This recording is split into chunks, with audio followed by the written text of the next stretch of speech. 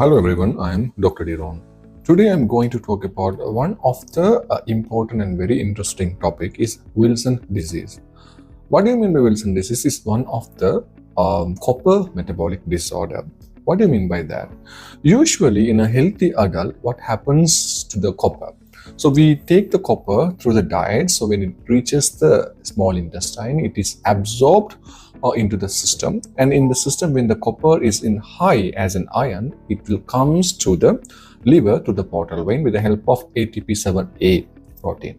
Once that copper comes into the liver, and remember that copper comes always as an ion, free ion. So when that copper comes into the liver, that copper ion binds with apoceruloplasmin and forms ceruloplasmin inside the Golgi apparatus. So remember that copper should go inside the Golgi apparatus to produce this ceruloplasmin. To go inside the Golgi apparatus, it should have a helper protein channels known as ATP7B. So then only it can go inside the Golgi apparatus with the help of ATP7B. When we talk about Wilson disease, the mutation, the problem is with ATP7B proteins. So what will happen? Of course, we all know the Golgi apparatus are the post office of our cells. It takes, it's collect and it transport the substances, and also the post office of the cell is known as Golgi apparatus.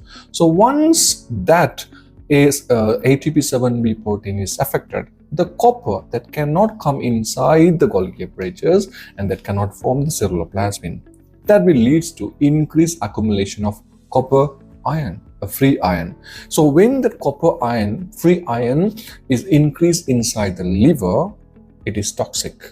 And then the increased copper ion will leak from the liver into the systemic circulation, and then that free toxic copper ion will go and deposit in different parts of the body. For example, deposit in the brain, deposit in the joints, deposit in the heart, deposit in the glands.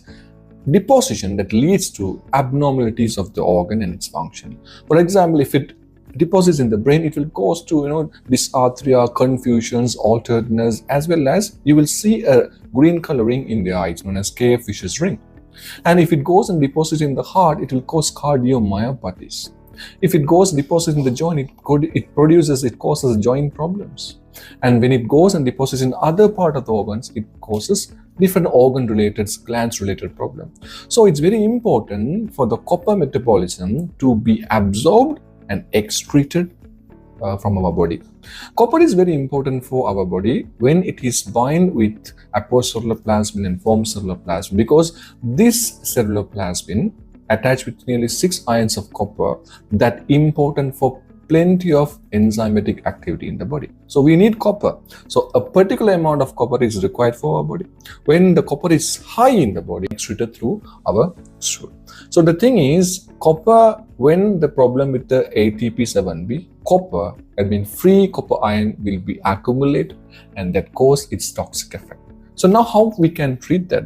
Of course, in thalassemia and all, of course, we know when we go for this blood transfusion, we treat the iron overload with iron chelations. Like that, we can treat the copper overload in our body with the help of copper chelations. Now the famous drug of choice for the copper chelation is penicillamine. And there are plenty of new drugs are coming in the market. But the problem is, penicillamine is one of the good copper chelation that will increase the excretion of the copper from the body, but it also has some side effects. So this is the basic knowledge, basic information about the Wilson disease.